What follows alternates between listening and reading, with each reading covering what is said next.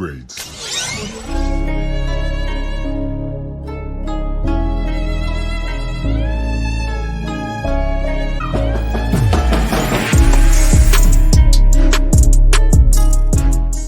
Ladies and gentlemen, we are back for yet again another series. This time around, True Detective Season 4, Night Country. So, this is episode 1, so we're going to go full spoilers, and we have a whole team this time around. But I have a new addition as a new co-host, and that is Vanessa. What's going on, Vanessa? Hi, excited to be here. Excited to talk about True Detective. Thanks for asking me to join you. Yeah, absolutely. Our other co-host Jorge is not going to be available tonight, but he will be back for episode 2, which we're going to go and dissect fully. So, real quick, Vanessa, what was your feeling of True Detective when it first came out? Like, what was your first interpretation of Matthew McConaughey, Woody Harrelson, just the genre in general? I was obsessed with True Detective when it first came out. Like season one, it was spooky, it was creepy. Me and my friends were obsessed with it, like the whole Carcosa thing, the Yellow King, all of that. We were obsessed with the lore and like how weird it got. And I loved Matthew McConaughey and Woody Harrelson's like performance. I was like during the what we call the golden age of television, back when like all the big stars were on TV back then. And so it was nice watching that season. Yeah, yeah, no, I really loved it. Second season had some good acting in it. Didn't like the story as much. Third season with Mahershala, I think that was a good story as well. Yeah, I Um, agree. but this is very different. I mean, each one of them are very creepy off rip, and you said I think Hmm. yourself, but this is very different because you I don't agree. really know what is going on. So Hmm. just to give you guys kind of a backdrop of this one, you've got some major things that happen in the very beginning of it, without spoiling too much, because I don't want to spoil everything. I do want to say that in the very beginning of the episode, I didn't know what was going on. We were in Alaska. It is the day before. No, it was the day of when it was completely Hmm. pitch black. And I think Yeah, the last Hunter was light. out there. He was kind of hunting a little bit, and he was looking at all these deer, these reindeer. All of a sudden, as the sun was descending down, decided to just kill themselves, just run off the cliff and kill themselves. And the hunter kind of was like, something is off. And then it Hmm. goes to showing us the research facility, and then all these guys seemed like everything was fine. And all of a sudden, this is where it gets really weird. Somebody was just shriveling, like they were Hmm. convulsing. They weren't coherent. And then it transitions to 3 days later, and everybody in the facility is gone. So for you, what was your first inclination of what was going on? Like, what were you thinking? Like from the first Yeah, 5 minutes of this? I was the vibe was like it's very similar to season one where you're not sure if there's like supernatural aspects of it or if we're just Mm-hmm. not getting the full story, which a lot of that was season one.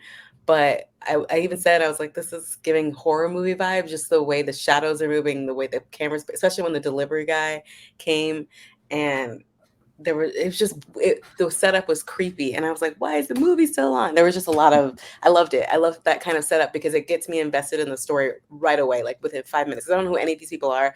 I'm not invested. I just know that Jodie Foster's in it and Fiona Shaw's in it. So I was like, let me just watch. But loved it because the first few seconds I was already convinced. And usually with like horror movies or like disaster films, they animals doing something crazy like birds falling from the sky or smashing the windows or like deers running in mass. Like usually when animals of that like do something crazy in mass like amounts, like something bad is Mm-hmm. happening, and it's usually supernatural or environmental.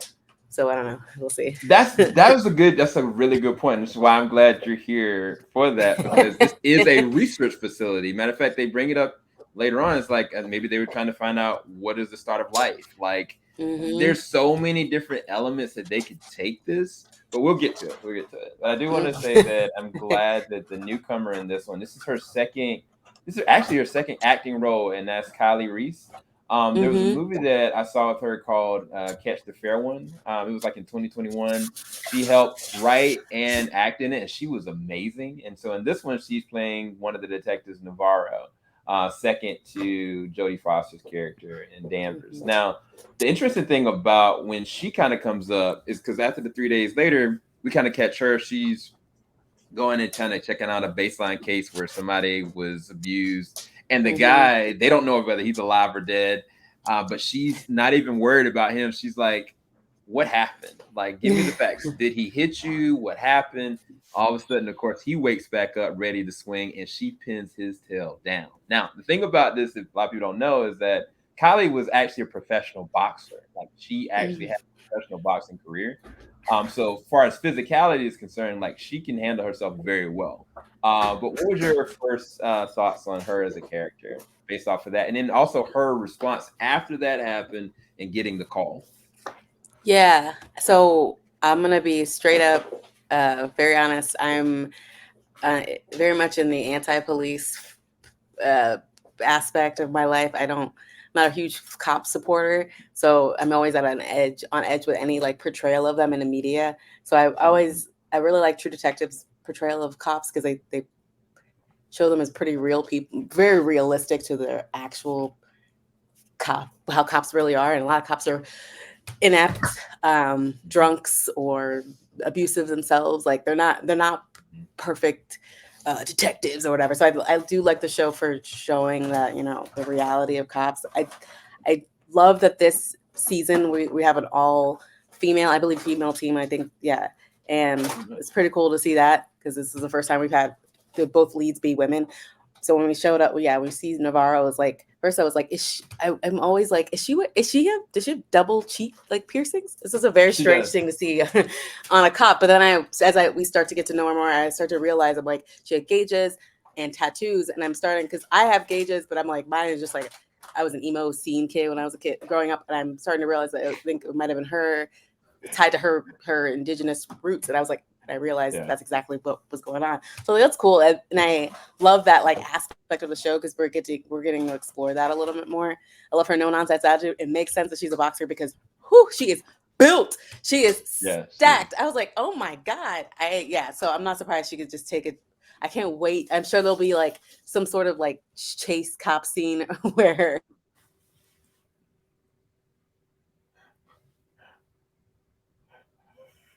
No, you're on mute. oh It's okay. shit. It's okay. It's okay. Anyway, You're good. I can't. Yeah, I was like, I can't wait to see her. I'm assuming there's gonna be a scene where she chases someone down or does something. I can't wait to see that because the physicality is. And we're not gonna see Jodie Foster doing that. No offense to Jodie Foster, but I think she's past that point in her career. I mean, look, don't put her in a box, man. Jody, she got to prove something, bro. Like, look, I did some crazy Maybe you things. might see it. Like, if Michael Keaton put his gosh darn Batman suit on in 60 years, so look, she can True, do that's anything. true. She can That's do true. I can't. anything. You know what? No, let me. You know, I won't even. I'm not even gonna hold you, Jodie Foster. If Michael Keaton can still put on a suit after years, you can do it. You could take someone down. I believe in you. Yeah, that's a good segue though, because after she gets the call, Hmm. um, she kind of is like really paranoid, but then it kind of shifts over to Jodie Foster's character, and she's kind of on the scene and kind of looking, seeing what's going on. She's talking to the young detective, and she's real. You get a good understanding that not only is she a jerk and really, Yeah. what's the word?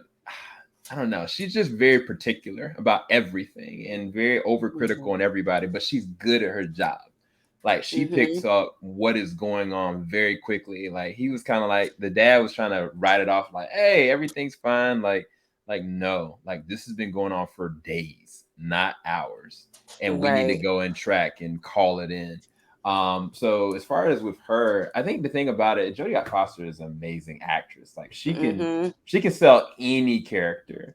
But I think the interesting thing about this character is she's not a likable character. No. But you see that she's very perceptive, and because she's so perceptive, you're engaged to see what she's trying to figure out. And also, you don't understand the dynamics of her relationship with Hank, played by Hmm. John Hawkins, who's her second detective, and his son. Because initially I was kind Hmm. of like, is that her son and that's ex-husband? Like, what were you kind of thinking, like, as far as their dynamics, as far as functioning as a police team? Well, I was gonna say like I immediately understood Jodie Foster's character. What was her character's name? I completely forgot. No. That's fine. That's Liz Danvers. Liz Dan. Oh yeah, Danvers. I remember because I kept thinking Carol Danvers. No, Danvers. Yeah. I when she like noticed certain things, I was like, I feel like I could just tell she was not a people person because she notices things people don't notice, and you only notice that when you don't like to talk to other people, and you only do it because it's your Mm, job function. Like she noticed that like the mayo had separated. He said the ham looks fresh, but like that doesn't mean like it's just like little details like that always because they're so specific on those details, then I start to notice those details. Like right. that's why I really like the show because they always like I'll talk about it a little bit later when we get to the blue, but there's like little stuff like that. And then the as far as their dynamics, I didn't think I'm maybe it's just my bias, but I always assumed that any character Jodie Foster's playing is a lesbian, so I did not assume any romantic relationships between her and the male cop at all. So when they explained that was like dad son situation, I was like, okay, like family tradition / nepotism brought him into the thing. She was, and then I saw the like Minnesota later on. I saw like her sweater. I was like, oh, she's from the States. Got it. Okay. So Yeah. like there's like that little context as we get to build her character, but that woman and maybe she's not, but to me that she was reading lesbian down. Well, you know what? The first episode we still don't know, so We don't know. we do get a very interesting character, played by an amazing actress in Mhm. Fiona Shaw, because Fiona Shaw plays the Yes. role of Rose. Rose was Mhm. kind of like during all this happening, and they transitioned so well. She's not just like an offshoot character. It's like she's literally disemboweling some animal. I don't know if it looked like a wolf at first. I don't know what she was freaking taking the guts out of, but all of a sudden she was doing that, and it's almost like she heard something, and we don't know what's going on. We just know that throughout the course of this episode specifically, anytime people are talking, like the lights start to flicker or something starts to change, and sometimes you may hear a voice, sometimes you don't. But specifically for her, the whole entire episode, she was interfacing with a voice or someone. And what was your kind of take on that? Like, did that start making you reassess what this season was gonna be? Because first time I watched it, I was like, wait. They're making this very clear. She's seeing something, and Yeah. she's hearing something very differently as well. And then later on in the episode, we see one situation where Danvers is waking up on the bed, and it's like Mhm. she's waking up and she's looking at a random polar bear with the cut eye that's a stuffed animal, transition to Navarra that's Mhm. going over and driving, talking to somebody about the facility, and all of a sudden through the radio she hears it and sees an actual freaking polar. So it's like, Mhm. I don't know. What was your take on the supernatural aspects of what's going on in this first episode? This is like, yeah, this is like the most obvious. The supernatural stuff was like the fact that we were seeing maybe a ghost, the glitches that were happening, and then the constant message of she's here or she's awake. The transitions of like I don't know if I don't know if you noticed when she woke up when she was like she's awake or she's here. There was a little hand that touched her shoulder Yeah, as she touched woke her up. right shoulder. Yep, Yeah, yep. and I was like, and I was obviously it was a dream, and then the polar bear, and then a trip like to the car to Navarro driving, and then when she was talking to someone, it glitched or something. She heard the voice, Right. and then the polar bear appeared with one eye. I wrote down one-eyed polar bear. Why? Yeah. Why is there a one-eyed polar bear? We don't know. It's probably Is just it, it probably has nothing to do with anything. But why is the polar bear in town? I don't know. so The that was the weird ghost. thing. That's why I told you to pay attention to the doll. The doll that I Jodie Foster picked know. up was a freaking Where polar did bear it with come one from? eye. Right. What does that Oh mean? yeah. Like, And why then is it? Good, good. yeah. No. There's the transitions too, the way they transition the scenes, I think also have a lot to to make sure that they connect the two because even you had pointed it out, even like something innocuous like the toothbrushing scene, they Yep. like connected it. So there's a reason why they're doing that, and I don't know why. I mean, I know they're like to kind of explain things narratively, but there has to be a different reason why they're doing it. You know what I mean? So yeah, Yeah, I like there's. it. I mean, I know we're kind of jumping the shark, but at this point we're on that specific moment. The moment that that happened, it led me to believe something is trying to draw them to the facility at the same time. Because Navarro was going to Yeah. end up at the facility no matter what.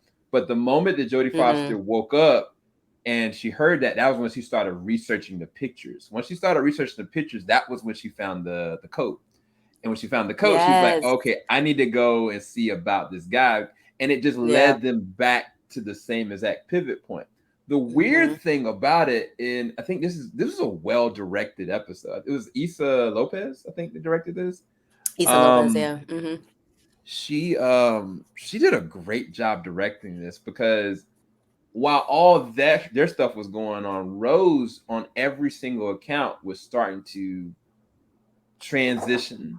Like first she was kind of Mm-hmm. like hearing stuff, then eventually she heard and saw someone, and then she was Mm-hmm. like recognized who it was. She went out, and when we see the person, like they have no shoes on, they're not talking. Matter of fact, I think even when they're opening their mouth, you can't hear anything that they're saying. Mm-mm. That was the Mm-mm. weird thing. And then when they started to walk, and I told you, I was like, you don't see any footprints. And I was like, this is, It's a and I think the ghost. weirder thing is why is she following this? Like she's not freaked out. It's almost as though like something is drawing them all to the same exact conclusion. Mm-hmm. And it Mm-hmm. definitely surrounds the case that Navarro left open. And the only reason to me that my interpretation of why Jodie Foster's character is involved is because yes, she kind of pushed her hands from it, but she's involved. She Mm-hmm. knew what happened. She just in her mind, she said it. I think she said it to the young cop. She was like, nothing would ever come from that case because people were involved in it that live here. They were never Yeah, gonna ever solve the case because the murders are not on just one person's hands, probably on multiple different people. exactly. And this is actually, I feel like that's something that draws a lot from real life. I read a lot of missing person cases where things, people go disappearing and they get disappeared in little small towns. And there was this one where this guy went out at a bar, went out with his friends, and he disappeared. And people, there was a lot of things where you could tell like a lot of people in the town knew about it, but no one would talk about it. And they came out Right. that this guy had a lot of issues with a lot of people. Small towns do this. It happens a lot. It happens a lot. And so she's right. Like if someone did this to her, a lot of people were involved, and they took efforts to keep it quiet because it's a small town. It's not. And I already know I have my suspicions of who's involved. Oh, Mister, you I have do? files in my home. Uh, Mail order Oh. bride. Yeah, I have my suspicions because only how many people can cover that up without like only like in a small town, cops have to be someone had to be involved on the cop side. In my Yeah, opinion, that's just my you speculation. know what? That's a really good assessment because one of the things that I heard watching it a second time is initially Navarro said that Danvers sent her to the troopers. But Hmm. what Danvers said was that, hey, your dad went and took her off the case. Hmm. And then I came into town, which leads me to Hmm. believe she probably wanted her to go to the troopers to keep her safe. Yeah, I think ultimately at the end of the day, she knew that I she don't kept know. pushing it. It just kept seeming like somebody on their team would have gotten rid of her, Hmm. and I think You it's get just too very close. fascinating. Yeah. Hmm. So yeah, Hmm. he definitely may be involved. That's a good assessment. It's a He really just good he just assessment. something He's about him creepy. is throws me off. He's creepy. He throws me off. There's something about him that throws me off. And I also want to talk about, speaking of him, the blue walls, because that color, that specific shade of blue kept popping up. Like the blue in the sister's hair, the one with the tattoo, both of the sisters, both of um Navarro's sisters, the one that she visited in the apartment. Hmm. Was that a memory? Was that a memory? No, Or was that it or was was that her. her other So sister? her other sister, she I guess she was having like a relapse, That's what I thought. Okay, and so there's two, and they had the same. Because I for a second I was like, wait, maybe the same. No, because they have the same tribal tattoo right here, yeah, I think that they and they have blue definitely, hair. yeah, it did. It's so weird. That is really uncanny. That's a good catch. And Navarro's jacket when they found at the very end, all of those colors all of those are the same shade of teal. And the reason why I noticed that is because, well, season one made a big deal about the color yellow and certain colors connecting the thing, but also that shade of blue isn't very common.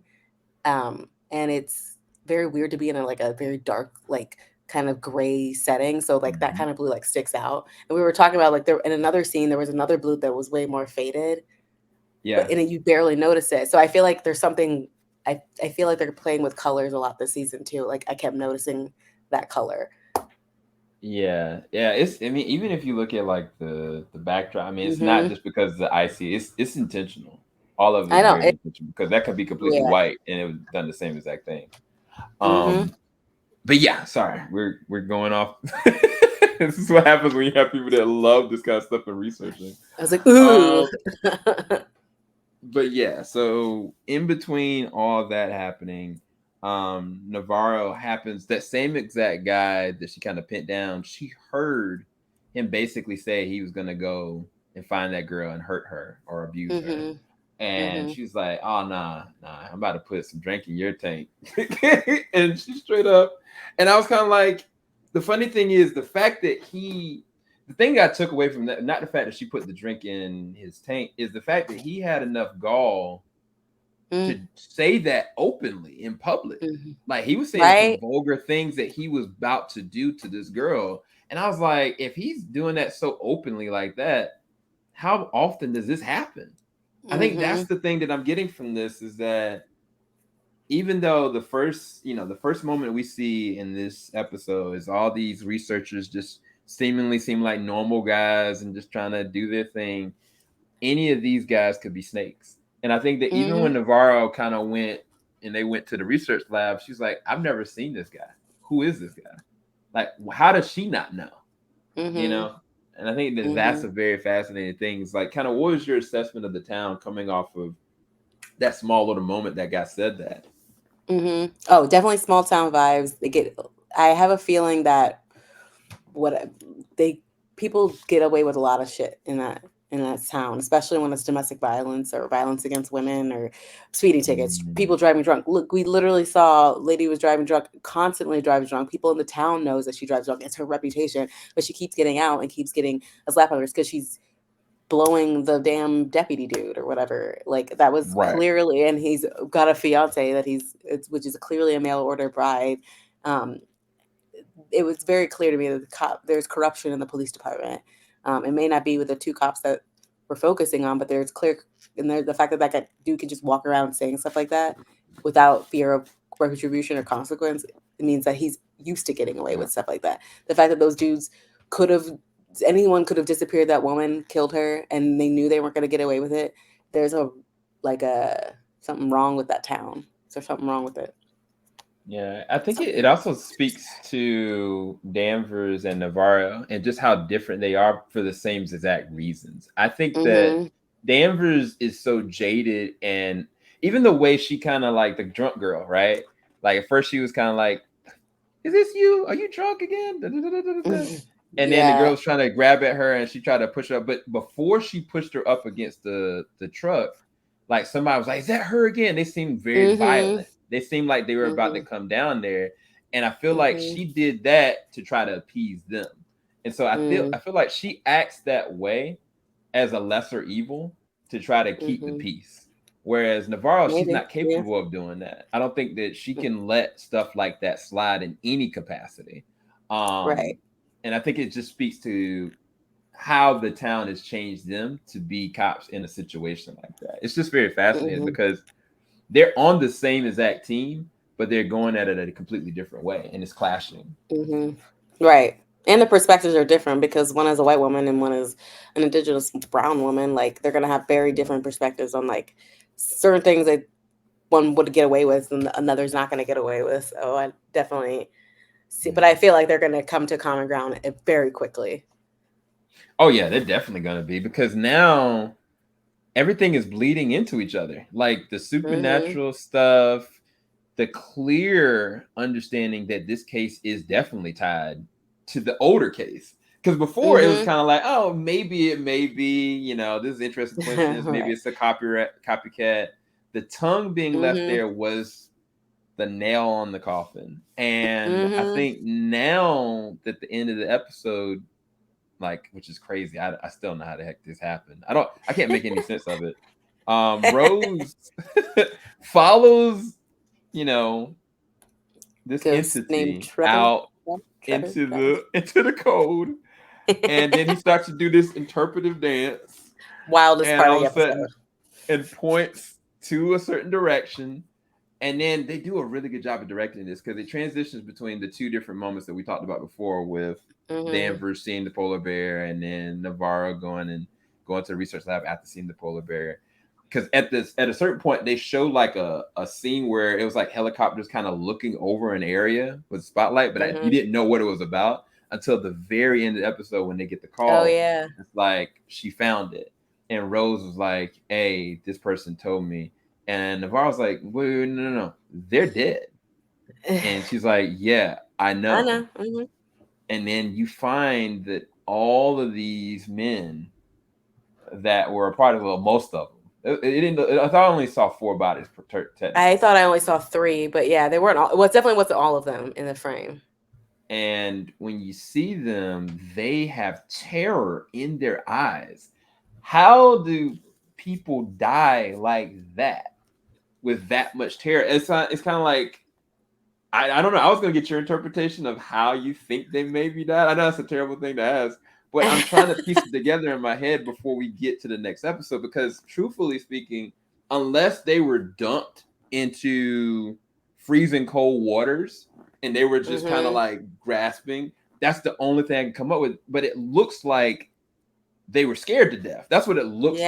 The way Yeah. that they shot it, like they were scared to death. But my actual thought is somebody dumped these men into freezing cold water, and they're, Water and then move their bodies. Yeah. yeah, That's what I was like. The first thing I thought, I was like they were like petrified because I grew up yeah, reading Harry Potter. So I was like, it looked like magic, like someone like straight up killed them. But yeah. obviously, it's more than likely they were probably dunked in. Like we'll probably learn more about the research facility, but I wouldn't be surprised if they had like a cold. They're like even on the sign earlier when she was looking through the facility when Danvers was like research or like investigating, there was a door with a sign on the side of it that says frostbite warning, freezing cold temperatures, and behind this door, and there were in that door was a ton of samples like in those tubes, Mhm. um so I was like, I'm wondering if in that facility they had somewhere where they store water or a giant fridge, and they literally were forced in there and froze to death, like and then their bodies were moved, because to freeze to death outside, no one, you're not gonna like have that look on your face. You're just gonna be cold and then die. You know what I mean? So I feel like Man, that's a good they were catch. frozen. How did you I feel see like they were that? frozen because it's just logical. Like, well, because I saw the sign, and sometimes I just notice when the camera angle puts like when they like focus on something in the foreground when that's Mhm. it just, you could tell that that's like they want you to notice that. So when I was like, okay, so there must be some places in the facility where they're just giant freezers, so it would make sense that were killed in a freezer, then their bodies moved. But who knows? Maybe they were killed by a ghost. Great, great. No, great catch. I don't know how you did that, but the one thing I did want to kind of harp on, we went all over the place in certain blind spots. I'll let you go, and if there's anything else you want to kind of touch on. But one thing I Mhm. wanted to break up is the very first moment that we saw something weird in this, and how throughout the rest of the episode it keeps getting said. In the very first shot that we see, when my man was trying to go and just make his sandwich, there's a guy literally just sitting there and he's shivering, and she's like, Mhm. she just woke up. And then that Mm. keeps on every single moment, through the radio, through in a dream.